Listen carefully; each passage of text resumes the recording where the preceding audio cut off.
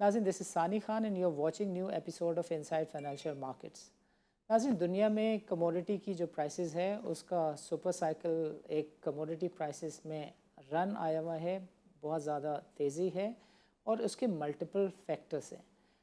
There has been a history 2 से 3 सालों में पीछे देखा गया है कि because of multiple global crisis, financial से लेकर जंगी सूरत हाल जो है उनकी वजह से दुनिया में जो कमोडिटी की जो प्राइसेस हैं उसमें बहुत तेज़ी से इजाफ़ा हो रहा है और ये इजाफ़ा थमने में नहीं आ रहा है। यूजुअली ये इजाफे जो हैं वो इतना ज़्यादा अरसे तक सस्टेन नहीं करते, बट इस दफ़ा बहुत ज़्यादा लंबे अरसे तक ये प्राइसेस का जो ओवररन है ये सस्टेन कर गया है, जो कि पाकिस्तान जैसे मुल्कों के लिए इंतहाई और शदीद नुकसानदेह है। जिसकी वजह यह है कि पाकिस्तान एक ज़रूरी मुल्क होने के बावजूद दालें, गंदम और बेशतर चीज़ें जो हैं वो इंपोर्ट करता है। एडिबल ऑयल, वनस्पति घी जिससे बनता है, वो जो रॉ मटेरियल है वो चीज़ें भी जो है पाकिस्तान इंपोर्ट करता है। And because of that Pakistan के अंदर एक क्राइसिस है, IMF की किस्तों का लोड है, डाउन द रोड 1 सवा साल में $10 बिलियन की पेमेंट्स खड़ी हुई हैं और पाकिस्तान के पास जो इम्पोर्ट बिल को सस्टेन करने की कैपेसिटी है वो 5 हफ्तों से कम पर आ चुकी है। सो पाकिस्तान जो है वो इस कमोडिटी की जो प्राइसिंग में रन आया हुआ है इसका कितनी बुरी तरह विक्टिम हो सकता है, इसको समझने के लिए we have got with us 3 persons. एक हैं Ali Nawaz, he happens to be the CEO of Chase Securities. फिर मौजूद हैं हमारे साथ Aamir Shahzad, he is the executive director of the Unity Foods listed company on the board of the Pakistan Stock Exchange. फिर हमारे साथ मौजूद हैं Wajid, he is the analyst working for JS Global brokerage house. So इन तीनों से वन बाय वन हम पूछेंगे कि इनकी नज़र में ये जो कमोडिटी प्राइसेस का सुपर साइकिल है ये पाकिस्तान को कितनी बुरी तरह इम्पैक्ट करने जा रहा है। They might be certain stocks और सर्टन सेगमेंट, बिजनेस सेगमेंट्स के जो जिनको फ़ायदा भी हो रहा हो, बट नास के लिए एक बहुत ही चैलेंजिंग सिचुएशन है। पहले इन जनरल अली नवाज से कहते हैं कि वो एक्सप्लेन करें what is this situation. Assalamualaikum. Sir, it all started with COVID 2020, year 2020, when there was a supply disruption due to lockdowns across the world. वहाँ पर एक सप्लाई डिस्ट्रप्शन हुई, और उसके बाद जैसे ही वर्ल्ड इकोनॉमी नॉर्मलाइज हुई, there was a pent up demand, और उस कोविड वाली इकोनॉमिक डाउनटर्न से निकलने के लिए फेड ने बहुत फ्री मनी जो है वो पंप इन किया सिस्टम में, जिसकी वजह से इकोनॉमी तो रिवाइव हो भी गई, but at a later stage वो जाकर काफ़ी हीटअप हो गई, विच लेड के to demand increase.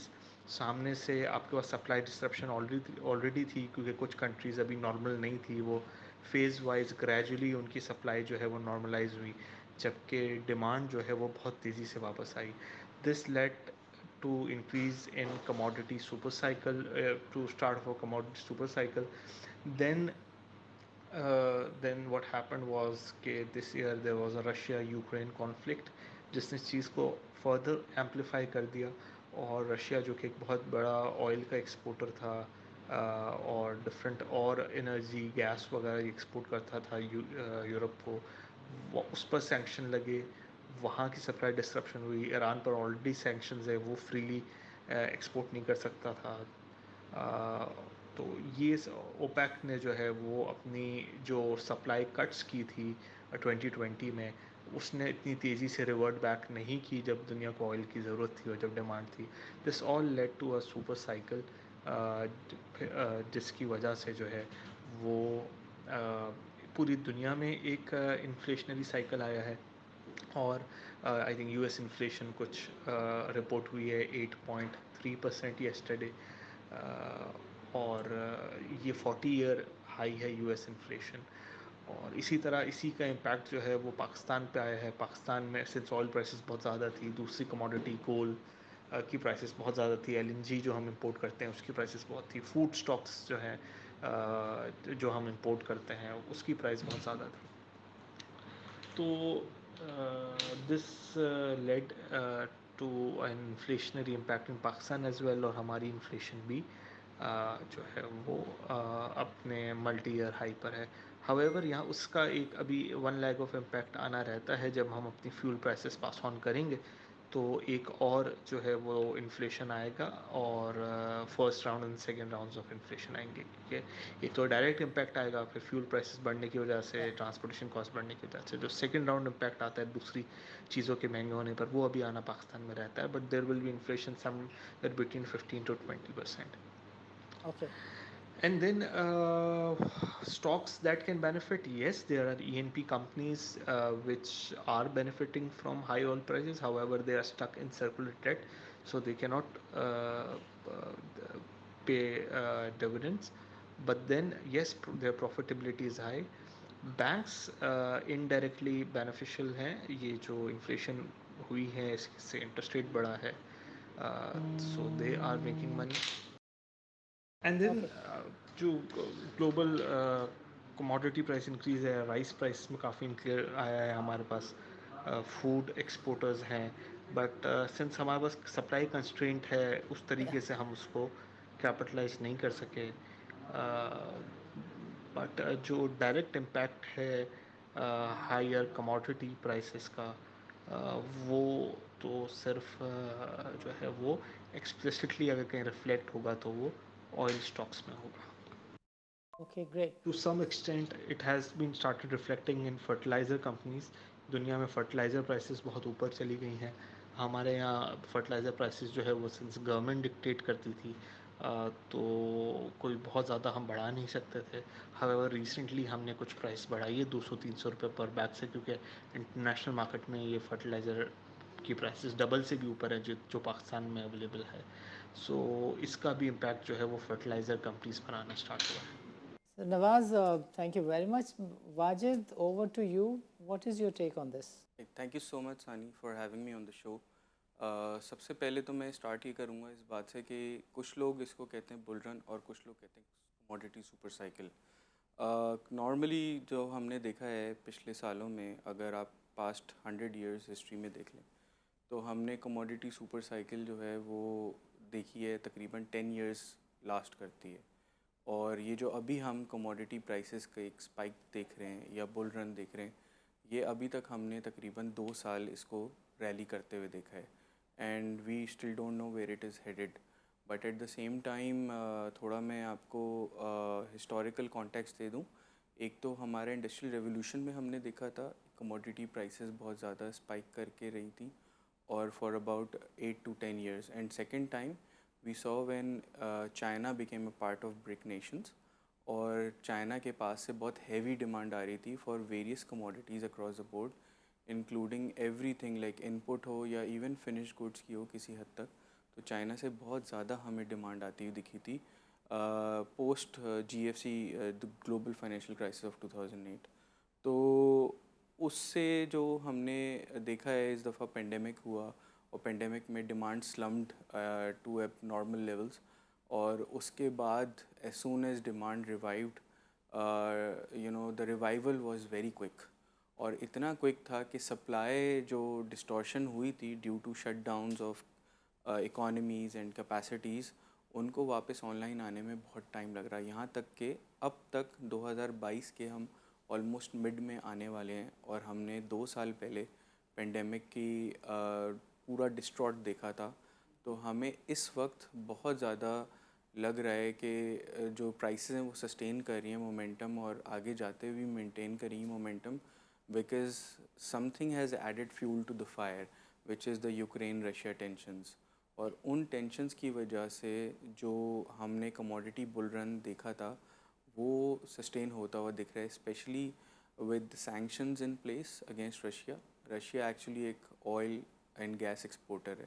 Without its exports of oil and gas, it will continue to give a current account deficit. However, it has been maintaining तकरीबन 60-65 अरब का dollars का सालाना current account surplus over the last few years. और जिसकी वजह से हमें ये दिख रहा है कि ड्यू टू दिस बैन, और साथ में आपने देखा होगा कि ओपेक ने भी बैलेंसिंग एक्ट के लिए अपनी सप्लाईज़ को रोका हुआ था. Right. वो बैलेंसिंग एक्ट अभी तक मेंटेन किया हुआ है और वो अपनी सप्लाईज़ को वापस रिवाइव नहीं कर रहे टू हिस्टोरिकल और एडिक्वेट लेवल्स जो उनकी ऑप्टिमम सप्लाई सिचुएशन है, right because they're still trying to maintain that balance in the market and they have not increased the prices even though हमने ऑयल को भी देखा है कि तकरीबन 50-60 dollar was a new normal right before the pandemic.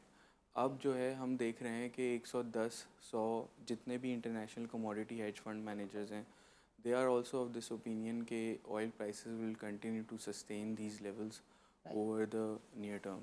Wajid, I have to take a short break. नाजरीन, मिलते हैं एक वक्फे के बाद।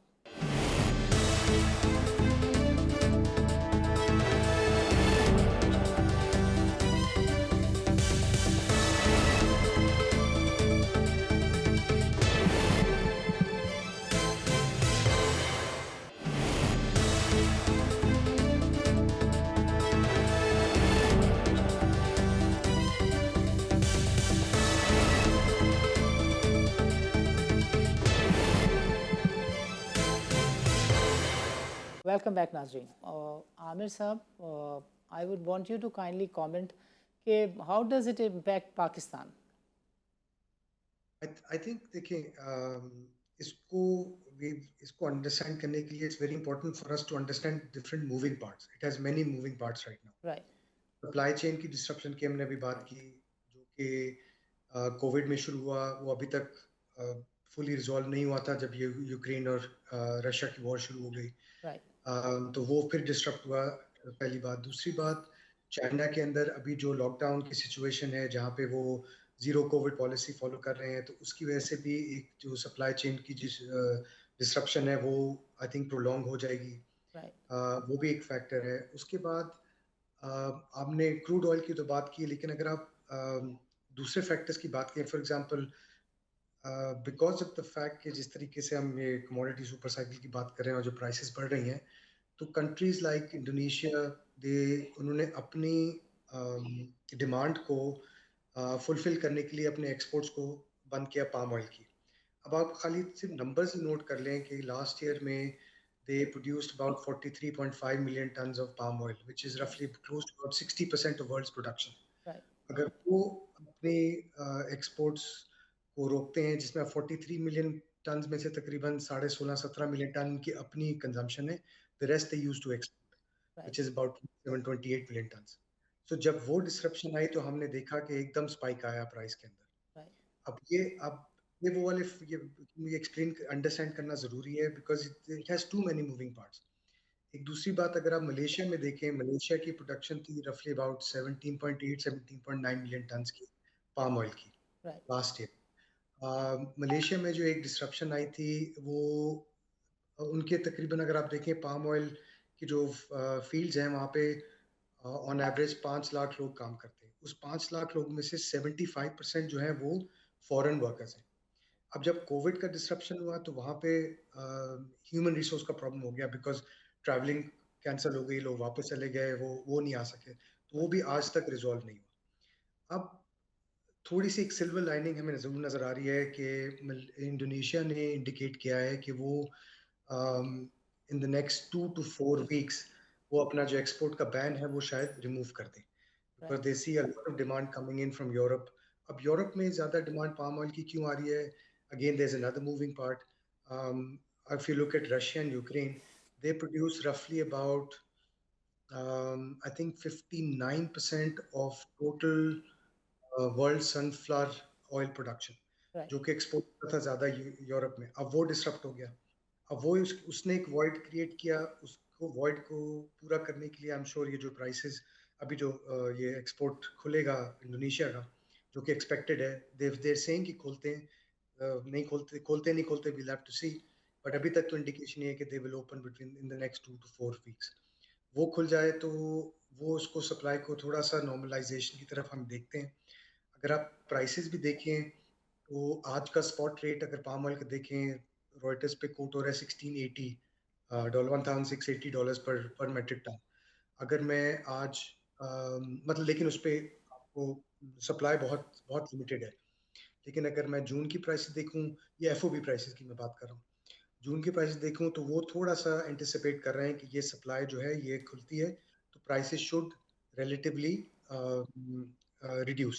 तो राइट वो हमें नजर आ रहा है तकरीबन $1620 पर टन का, जो अगर आप जून का फ्यूचर अगर आप लेते हैं तो if you ask me, I think एक दफा ये खुलता है तो we should see a relative price reduction in palm oil. अब उसका इम्पैक्ट पाकिस्तान में ये है कि पाकिस्तान is facing आपका food inflation is major concern, especially for I mean for everybody, for every citizen, and especially for the government also at this point in time. So अगर ये चीज़ थोड़ी बहुत ऑफ हो जाती है तो going forward it may help the country in controlling to a certain extent the जो आपका वो है food inflation, because palm oil is one of the largest items that we import on the food side. छोटा सा ये palm oil का हो गया. अगर आप wheat को भी देखें, wheat की अगर आप prices देखें, the way wheat prices have moved, if I remember correctly, July 2021 में 2021 में it had seen a low of about $197 per ton right wheat, जो कि आज तकरीबन 400, मेरे ख्याल है 413, 410, $413 पर टन पे चला गया है. राइट और वो यूक्रेन और जो रशिया की वॉर है वो उसने उसको डेफिनेटली डिसरप्ट किया है. So again, saying कि अभी it's difficult to say कि where we are heading, how long this cycle is going to go, because there are too many moving parts, as I said. Even अगर आप transportation की cost देख लें, जो shipping cost है वो भी आपकी तकरीबन अगर आपको पड़ती थी $30 पर टन, वो आज $60-65 पर टन पे चली गई है, वो भी तकरीबन डबल हो गई. तो all of those things are causing a lot of sort of uncertainty. But again, as I said, अगर खाली palm oil का थोड़ा सा ease off होता है. अच्छा, उसमें एक और भी सिल्वर लाइनिंग ये है कि इस दफा जो एक्सपेक्टेशन है वेदर की भी, for the last 2-3 years we've gone through the El Nino weather effect, जो राइट कि रेंज को डिस्टर्ब करता है इंडोनेशिया मलेशिया में. राइट वो एक्सपेक्ट है कि इस सीजन में वो इफेक्ट नहीं होगा, तो range should be better, so yield should be slightly better than last year. तो वो एक पॉजिटिव वो है. सो होपफुली इंशाल्लाह if the prices stabilize or come down from these levels, so it should be good for Pakistan. Okay great. Aamir ये बताएं कि just in case अगर ये एक्सपोर्ट का बैन लिफ्ट नहीं करता Indonesia, so you as a enterprise do you have a plan? देखिए उसके अंदर हमारे पास, अगर आप प्योरली हमारी बात करते हैं इस यूनिटी फूड्स की, हमारे पास एक एडवांटेज ये है कि we have a partner who is our supplier also, Wilmar international, and उनके भी अपने अगर आप विलमार को देखें तो वो from production all the way to transportation and processing and transportation, वो पूरी वैल्यू चेन को ओन करते हैं. राइट वो हमें एक एडवांटेज ज़रूर है कि हमारी जो सप्लाई है वो डिस्टर्ब नहीं हो. But of course, for the country, it can be a bit of an issue with respect to pricing. The pricing then will stay tighter. But I feel जो जितनी भी इंडिकेशन आ रही है, बिकॉज अगर आप ये देखें 40 मैं मोटा मोटा नंबर करता हूँ, 45 मिलियन टन में से 17 उनका अपना है, राइट बाकी 28 million ton 27 million ton they have to sell. वो कितना रखेंगे, तो मुझे नहीं लगता ये बैन ज़्यादा देर रुकेगा. तो आई फील कि इंशाल्लाह ये it should open up. Okay great. Wajid आप ये बताएं कि काफ़ी सारे लोग बातें कर रहे हैं कि मई में शायद जो पाम ऑयल है वो शॉर्ट हो सकता है, इसकी किल्लत हो सकती है. आपके पास भी इसी तरह की बातें हैं? Thank you so much. I would also try to first chime in with Mr. Amir. Basically बहुत ज़्यादा सप्लाई उनके पास है और इसी कमोडिटी बुल रन की वजह से इंडोनेशिया ने पिछले साल जो है तकरीबन करंट अकाउंट सरप्लस दिया है इन 10 years ऑफ अबाउट $3.3 billion. और one of the foremost reason is obviously because of higher commodity prices, more specifically palm oil prices. तो yes, और साथ ही साथ जो है there are lot of news flows which are actually suggesting कि अगर ये बैन रहा, बिकॉज पाकिस्तान की अगर आप टोटल इंपोर्ट्स उठा के देखें तो पाम ऑयल के अंदर तकरीबन 40% ऑफ पाम ऑयल वो हमारे पास इंडोनेशिया से आता है. तो 100% किल्लत तो नहीं कह सकते, but there is a likelihood if this ban. Indonesia दुनिया में भी एक बहुत बड़ा प्लेयर है जी, लाइक आमिर साहब ने एक्सप्लेन भी किया बहुत अच्छा कि 60% सप्लाई जो है दुनिया भर की वो इंडोनेशिया करता है. It has such surplus capacity. और despite after fulfilling its own demand 16 million ton की, हमारी पाकिस्तान की डिमांड तकरीबन 3 मिलियन टन की है। राइट। ठीक है, तो उसमें से हम किसी हद तक 40% हम इंडोनेशिया से सोर्स करते हैं, काफ़ी हद तक हम सिंगापुर मलेशिया से सोर्स करते हैं, जिसकी वजह से हमारी एक तो potential bearing of this ban has on our import bill, because ये प्राइसेस को और स्केल अप कर सकता है अगर ये सस्टेन करता है बैन। और साथ ही साथ जो दूसरे कंट्रीज़ हैं, जो दूसरे सप्लायर्स हैं, उनके पास भी डिफरेंट रीजनल कंट्रीज से डिमांड आ रही है, राइट। जिसकी वजह से हमें उनकी साइड से भी एक शॉर्टेज फेस करनी पड़ सकती है अगर ये सस्टेन होता है। But like mister Aamir said, Indonesia's government is being actually approached by a lot of stakeholders globally, और पिछले 1-2 हफ्ते से ऐसे ही न्यूज़ फ्लोज हमने देखे हैं कि they are asking the government to start you know contemplating over lifting of this ban, because initially जब इंडोनेशिया ने ये इम्प्लीमेंट किया था तो उन्होंने पाम ऑयल, मतलब बेसिकली एडिबल ऑयल और उसके दूसरे वेरिएंट्स के ऊपर किया था, और उन्होंने क्रूड पाम ऑयल पे नहीं किया था। But with in a few days और सो उन्होंने क्रूड पाम ऑयल पे भी बैन कर दिया था, जो कि एक मैसिव शॉर्टेज क्रिएट करती हैं for the global market. So yes, एक तो ये कि और इसी की वजह से अगर आप उठा के देखें, हमारे पास एक इन्फ्लेशन का भी इम्पैक्ट है। इन्फ्लेशन का इम्पैक्ट इस तरह से है कि अगर आप सिर्फ कुकिंग ऑयल और घी और ये सारे वेरिएंट्स जो आपकी CPI बास्केट में आते हैं, इनका है तो टोटल तकरीबन 2% of the entire CPI index weightage.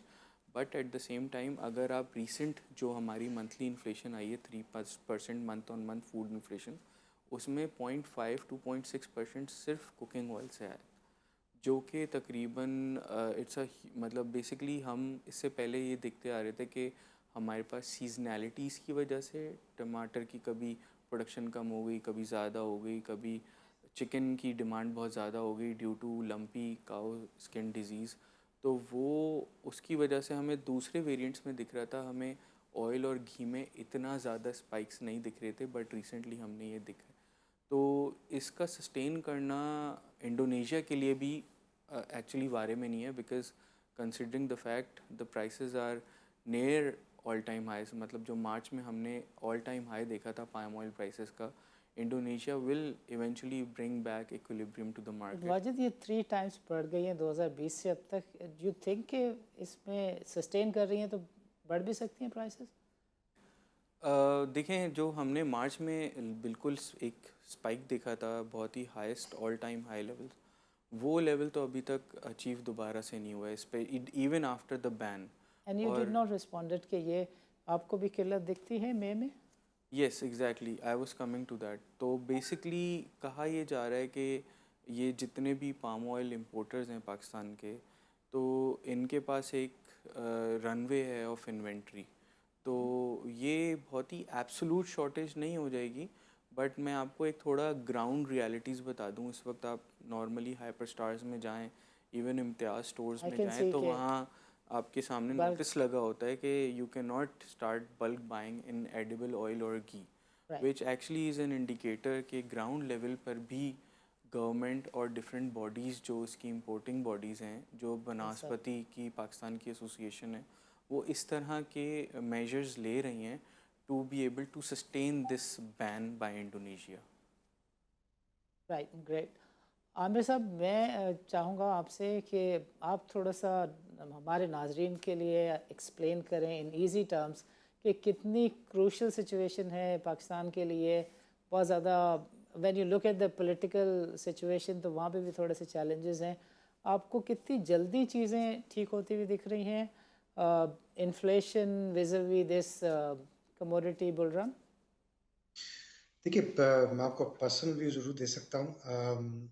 इसके अंदर देखें, politically there are very, very difficult decisions that need to be made, या and we need to make them now. या And in fact, we needed to make them yesterday. That's what the urgency is. या I think um, I believe we should get some visibility in the next 5 to 7 working days where right. we're heading towards, because IMF आपकी discussion शुरू कर रहा है on the 18th. So we have to have internal decision making done prior to that meeting. So that is a given because we cannot delay it further from the 18th. Number one. Number two, we have budget coming up. We need to make sure कि what are we looking for in the budget. The government is in a dilemma where inflationary impact is going to be there. We have higher interest rates. But you see interest rates को समझने की बहुत ज़्यादा ज़रूरत है. Usually क्या होता है कि in a general scenario अगर आप historically भी देखें इन्फ्लेशन को कंट्रोल करने के लिए आप इंटरेस्ट रेट बढ़ाते हैं जो कि डिमांड को कटेल करता है फिर उसके बाद प्राइसेस नीचे आती हैं इंटरेस्ट रेट तो आपकी इन्फ्लेशन कंट्रोल होती है then you will be able to maybe control the inflation and maybe with over a period of time bring down the interest rates also. But इस वक्त डिमांड पुल की वजह से नहीं हो रहा सप्लाई डिसरप्शन की वजह से और जो देर आर अदर फैक्टर्स जो कि इन्फ्लेशनरी फैक्टर्स को इम्पैक्ट कर रहे हैं. सो क्वेश्चन ये रेज होता है कि इन्फ्लेशन क्या आपको इंटरेस्ट बढ़ाने से इतना इंटरेस्ट बढ़ाने से क्या डिमांड कटेल होगी. पॉइंट मेरा क्वेश्चन ये आता है कि हम maybe we are in a different complete different scenario. Right. Of course theoretically I completely understand but practically अगर supply short है तो it doesn't matter how many where do I take the interest rates inflationary impact will remain. ये मेरा अपना idea है. Supply chain has to be fixed. So अगर आप inflation की बात करते हैं मुझे लगता है inflation I believe is here to stay for a bit. जब तक कि थोड़े बहुत आपकी सप्लाई चेन जो है वो मैनेज नहीं होती प्रॉपरली. पहली बात. दूसरी बात ये है I think there are very एक तो country wide and I think globally the world powers and this largest stakeholders crude oil side पे और सब they also have to step up and start making decisions because it is hurting everybody. It's not कि ये खाली पाकिस्तान को hurt कर रहा है या इंडिया को हर्ट कर रहा है या यूरोप को हर्ट कर रहा है. It is hurting the US. It is hurting the developed countries also. उनकी भी एक लिमिट होगी जो वो इन्फ्लेशन को बर्दाश्त कर सके.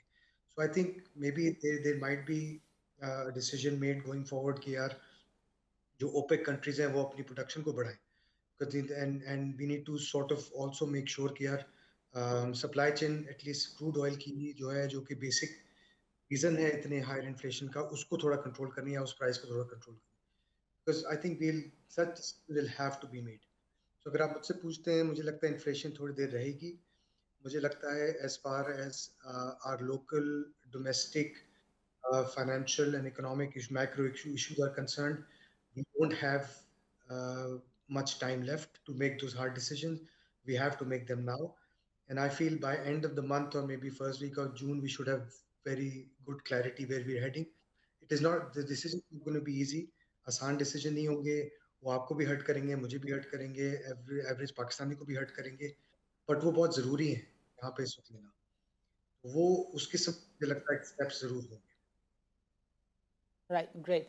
सो व्हेन यू सेड वो आपको भी हर्ट करेंगे तो ज़िमनन मैं आपसे पूछना चाहूँगा कि ये गवर्नमेंट जब टफ डिसीजंस ले लेगी गंदम की कीमतों में इजाफा ओवरड्यू दिखता है. पाम ऑयल की सिचुएशन हमने डिस्कस की. क्रूड पाम ऑयल के ऊपर भी वही तकरीबन सिचुएशन है उससे तकरीबन बुरी सिचुएशन है बल्कि. सो आपके लिए भी थोड़ा सा मुश्किल फैसले आपको भी करने होंगे कि ये पास ऑन कैसे करें. बिल्कुल देखिए मैं आपको तो आपका पॉइंट बिल्कुल वैलिड है. अगर आप देखेंगे तो स्पेशली ऑन द साइड कि आप ये जो फूड कमोडिटीज़ की बात करते हैं right. उसमें प्राइसेस नॉर्मल साइकिल की प्राइसेस इंक्रीज रिलेटिवली ईजियर है पास ऑन हो जाती हैं. बट ये जो आप सुपर साइकिल और ये जो हायर रेट्स की आप बात कर रहे हैं वो अभी तक तो हम we been able to pass them.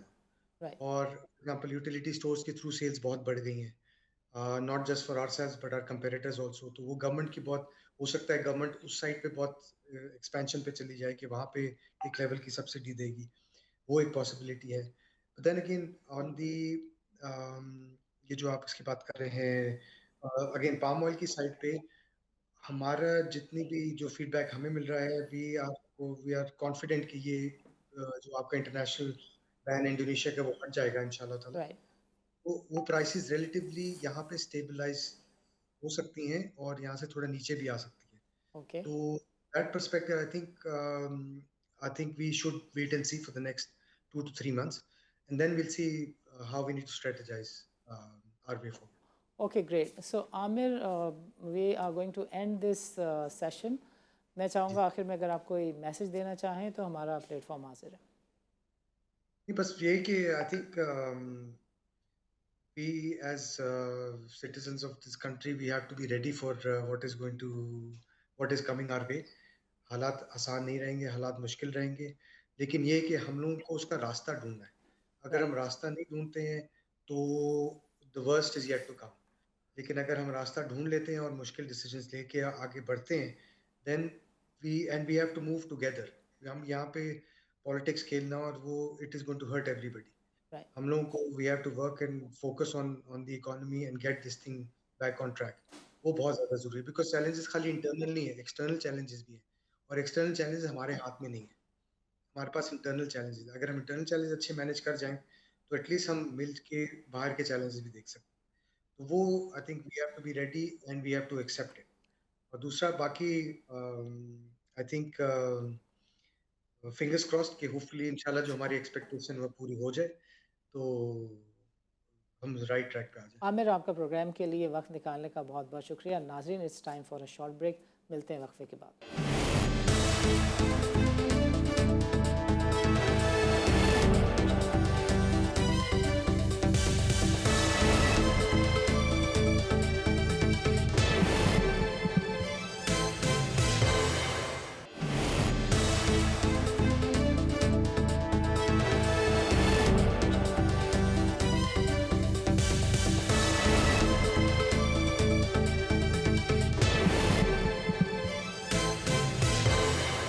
Welcome back नाजरीन. नाजरीन, हमारे साथ पिछले सेगमेंट में मौजूद थे आमिर शहजाद, जो कि गुज़श्ता 22 सालों से कैपिटल मार्केट से मुंसलिक हैं और आजकल यूनिटी फूड्स के एग्जीक्यूटिव डायरेक्टर हैं. He made a couple of points regarding the commodity pricing cycle, rather commodity prices bull run, और दो तीन चीज़ें ऐसी थी जो पाकिस्तान के हिसाब से इंतहा इम्पॉर्टेंट हैं in relation to the wheat price and the edible oil prices.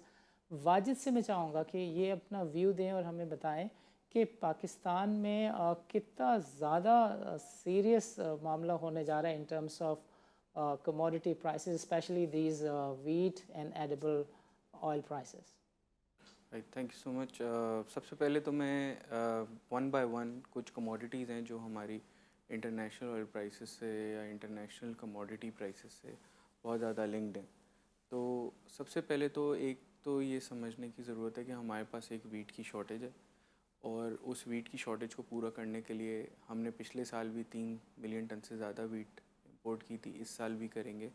But पिछले साल जो हमारी एवरेज वीट की इंपोर्ट प्राइस थी वो तकरीबन $200 पर टन थी. इस वक्त तकरीबन हमें जो पड़ेगी वीट पूरे साल का इंपोर्ट लगभग वो तकरीबन $400, 370 से $400 पर टन के आसपास पड़ेगा.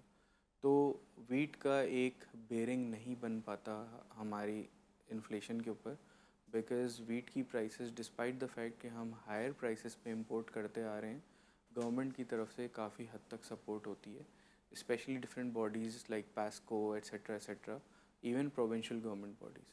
बट जहाँ तक पाम ऑयल प्राइसेस की बात है तो इस तरह के बहुत सारे प्रोड्यूसर्स जैसे यूनिटी फूड्स हो गए एट्सेट्रा, ये सब लोग जो हैं पास ऑन करते हैं. और जब वो पास ऑन करते हैं पाम ऑयल प्राइसेस को तो उसका एक नेगेटिव बेरिंग आ जाता है हमारी इन्फ्लेशन पे. Right. तो जैसे कि आमिर साहब ने एक बात कही कि इंटरेस्ट रेट बढ़ाने से क्या होगा और साथ ही साथ जो है हमें सप्लाई को इंटैक्ट रखना चाहिए. I would corroborate with his point of view and add some more points कि हम जो है एक लेवरेज्ड इकॉनमी नहीं है. दुनिया भर में जो डिफरेंट डेवलप्ड इकॉनमीज़ हैं वो लेवरेज्ड इकॉनमी होती हैं. तो उनमें अगर इंटरेस्ट रेट बढ़ता है तो उसकी कंजम्पशन पैटर्न्स पे बहुत ज़्यादा इम्पैक्ट आता है, डायरेक्ट इम्पैक्ट आता है. हमारे यहाँ ज़्यादा से ज़्यादा जो कंज्यूमर्स हैं they don't use plastic money, credit cards etcetera for consumption, और उनके ऊपर उनकी जो इकॉनमीज़ हैं वो रिलेटिवली ज़्यादा लेवरेज हैं, हमारे यहाँ कम लेवरेज है, जिसकी वजह से डायरेक्ट जो इम्पैक्ट है इंटरेस्ट रेट्स का ऑन डिमांड वो इतना एब्सोल्यूट लेवल्स पे नहीं होता जितना दुनिया भर में होता है. तो येस, आप यहाँ से अगर इंटरेस्ट रेट बढ़ाएंगे तो सप्लाईज़ पे ज़्यादा फ़र्क पड़ेगा बजाय इसके डिमांड पे बहुत एब्सोल्यूट लेवल्स पे बढ़ाए, except for a few things like luxury जैसे कार इंपोर्ट्स वगैरह. तो एक इसका चीज़ चाहूँगा, बाय द वे आप थोड़ा सा क्लियर करें कि ही सेड कि इनकी जो 50% से ज़्यादा की इंपोर्ट है because they have got a stakeholder, और वो सप्लाईज उसी की तरफ से आ जाती हैं, तो इनके पास चैलेंज इतना स्वेयर नहीं है. What is your take on that? I think ground reality तो उनको ज़्यादा बेहतर पता होगी, बट थोड़ा बट सा दिस इज़ अगर आप उनकी बात से ही ये डिसाइफर इंफॉर्मेशन तो करें। डिस्क्लोज्ड जी इंफॉर्मेशन होती है. दिस इज़ पार्ट ऑफ जी बिल्कुल, their information, I mean that is available on the website. Exactly. So but अगर आप उस बात से डिसाइफर करें कि they have an specific stakeholder Wilmar के नाम से, राइट. इंटैक्ट एंड एवरीथिंग, तो वो बेसिकली उनको एक हद तक सप्लाई मेंटेन करके रखता है. राइट. और अगर विलमार इंटरनेशनल है और वो एक सप्लायर है इनका, तो वो सप्लायर के पास भी, चूँकि ये ग्लोबल शॉर्टेज क्रिएट कर सकता है बैन, राइट. इंडोनेशिया के का जो एक्सपोर्ट बैन है, तो उस ग्लोबल शॉर्टेज में I think a lot of suppliers will come into the ambit. तो having a specific lead of suppliers जिसके पास से आपको एक प्रॉपर चैनल से आपको सप्लाई मिलती हो पाम ऑयल की, और आप अपने रिफाइनिंग यूनिट में उसको रिफ़ाइन करके बेचते हो, बट किसी हद तक दैट डज़ नॉट इंश्योर कि आपकी 100% जो सप्लाईज हैं जो बिफोर द बैन थी वो उतनी ही रहेंगी. But if there is a global crisis, वो तो फिर सारी दुनिया में मसाइल होंगे. But if things exactly. Are less than super normal, जी. तो फिर चीज़ें आपको इतनी बुरी नहीं दिखती. Like in particular to they being having Wellmark as a stakeholder and the supplier of raw material. जी बिल्कुल, चूँकि across the globe countries will get affected, तो there are lot of countries which have started pleading Indonesian government कि आप जो है इस export ban को फ़ौरन लिफ्ट करें. और साथ ही साथ जैसे कि मैंने पहले भी अर्ज़ किया, उनकी एक स्पेसिफिक डिमांड है 16 मिलियन टन, और Right. उनकी जो सप्लाई है वो तकरीबन 44 मिलियन टन की 45, सप्लाई. yeah. तो वो जो डिफरेंशियल है वो किस हद तक अपने पास होल्ड करके रखेंगे, कब तक कर रख सकते हैं, उनके पास भी एक लिमिट होती है रिजर्वॉयर्स की, स्टोरेज स्पेस की. तो इस तरह के जो बैन जो कंट्रीज़ खुद लगा देते हैं, वो फिर अगर अपने सप्लायर्स को या अपने जो पाम ऑयल एक्सपोर्टर्स हैं या पाम ऑयल प्रोड्यूसिंग कंपनीज़ हैं उनकी सप्लाई अगर बंद कर देंगे, तो उनके पास भी एक ग्रोथ या जीडीपी की एक तरह से Right. खसारे शुरू हो वाजिब, जाएंगे. मैं बिकॉज चाहूँगा आखिर में सिर्फ आप एक चीज़ को थोड़ा सा क्लियर करें कि ये पर्टिकुलर सिचुएशन के ग्लोबल शॉर्टेज है और वो प्राइसेस को फर्दर बढ़ा सकते हैं.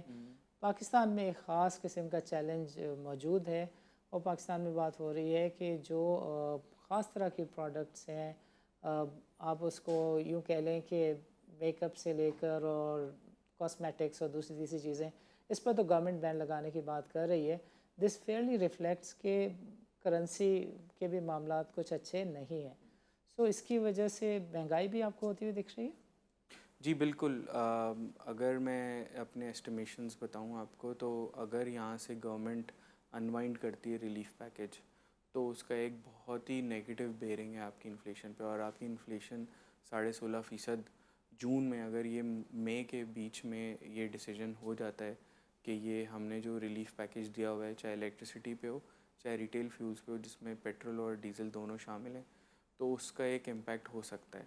और ये तो एक आपको फर्स्ट राउंड एक इम्पैक्ट दिखेगा कि हाँ भाई जून में हमारी 16.5% तक की या जून जुलाई की इन्फ्लेशन आ रही है.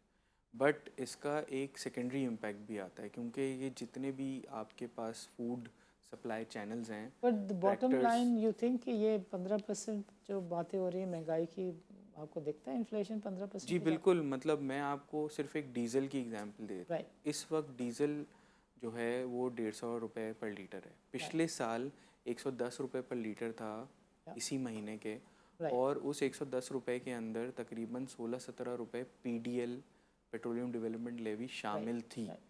हम इस वक्त जो 150 रुपये पर लीटर बेच रहे हैं मार्केट के अंदर, इसमें 70 रुपये सब्सिडी है. वो 70 रुपये अगर आप ऐड ऑन करें तो वो 220 रुपये हो जाता है. और अगर साथ ही साथ हम आईएमएफ के पास वापस जाते हैं और आईएमएफ हमको बोलता है कि ठीक है, हम कहीं ना कहीं ऐसी अंडरस्टैंडिंग बनाते हैं कि हम पेट्रोलियम लेवी भी बढ़ाएं और साथ ही साथ Energy, सेल्स टैक्स चूँकि हमने ज़ीरो किया हुआ है वो right. भी बढ़ाएं। तो ये टोटल लगभग जो है आसपास तकरीबन 250 रुपये पर लीटर के आसपास प्राइस बन जाती है। तो So you 150 रुपये are से one टू of 250 those कि लीटर। जो कह रहे हैं कि बुल रन नहीं कहो, this is a commodity super cycle. Brother, programme का वक्त चूँकि ख़त्म हो रहा है, मैं आपसे इजाज़त लेना चाहूँगा। वाजिद, आपका प्रोग्राम के लिए वक्त निकालने का बहुत बहुत शुक्रिया। नाज़रीन, आज के प्रोग्राम में शामिल गुफ्तगू रहे आमिर शहजाद जो कि एग्जीक्यूटिव डायरेक्टर हैं यूनिटी फूड्स के। दूसरे नंबर पर हमारे शरीक गुफ्तगू रहे अली नवाज़ जो कि चेयर सिक्योरिटीज़ के चीफ एग्जीक्यूटिव हैं। मज़ीद हमारे साथ शरीक गुफ्तगू रहे थे Wajid, he happens to be an analyst serving at the JS Global. तीनों का इस बात पे कंसेंसस था कि पाकिस्तान की जो इंटरनल करेंसी के क्राइसिस हैं, बिकॉज ऑफ दैट ये जो कमोडिटी प्राइसेस का सुपर साइकिल है, ये पाकिस्तान में जो अवाम है उसके लिए मसाइल को बढ़ा सकता है। But nonetheless Aamir Shahzad ने एक अच्छी चीज़ बताई कि when you look at his particular stock, तो उसके देव गॉट अ पार्टनर जो कि 50% के करीब जो एडिबल ऑयल है वो इनको सप्लाई कर देता है। And he was trying to reveal कि इतनी बुरी सिचुएशन नहीं है जितनी बुरी सिचुएशन इस कमोडिटी प्राइसिंग के सुपर साइकिल के कॉन्टेक्स्ट में पाकिस्तान में बताई जा रही है। चीज़ें इनफैक्ट बेहतर भी हो सकती हैं, because on the financial front what he pointed out was कि कुछ टफ डिसीजन जब गवर्नमेंट ले लेगी तो गोइंग फॉरवर्ड बहुत सारी ऐसी चीज़ें हैं कि जिनकी वजह से पाकिस्तान जो है वो उसका बेनिफिशरी हो सकता है, पाकिस्तान के हालात एकदम टर्न अराउंड कर सकते हैं। वैसे बाय द वे बाज़ार में भी इसी तरह की बात है कि चीज़ें अगर ठीक होंगी तो एकदम बहुत बेहतर रादर अच्छी हो जाएंगी। नाज़रीन, इजाज़त दीजिए, अल्लाह हाफ़िज़।